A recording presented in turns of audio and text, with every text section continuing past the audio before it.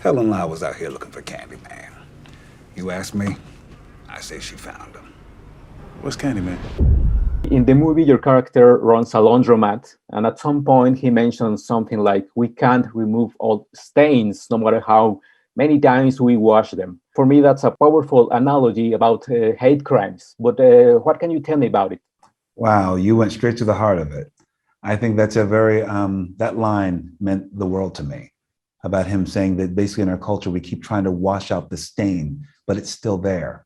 That's even what he's talking about, even unpacking gentrification. That there's stains in the neighborhood, there's trauma in the neighborhood. And no matter what you put on top of it, it's still there. He's looking at the psyche of America as well, how we have amnesia when it comes to our own trauma.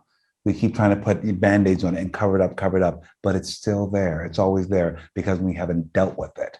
So he's someone who not only examines who he is and in his microcosm of the Community Green projects, but he's looking at the macro of it all, of America. So that line goes to the heart of his philosophy about America, is that it's still, no matter how many times we try to clean that stain, it's still there because we haven't truly dealt with it.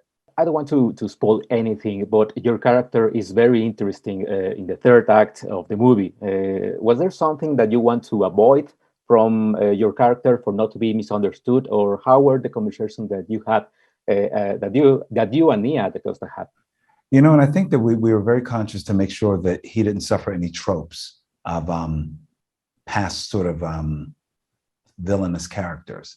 We wanted to make sure that he was humanized and his experience was humanized and his trauma was humanized, that you can still find some empathy with this character, even as he sort of goes over the ledge, especially when it comes to his mental health. Because he's got such intense purpose, you know, of examining trauma and racial reckoning and summoning someone who believes that who can take care of this.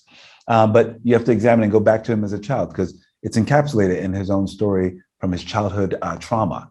That's what I think that's the container that this Candyman lives in. And I think that he's struggling. And so I think that I want to make sure that he was human and that you still cared about him even as he did terrible things.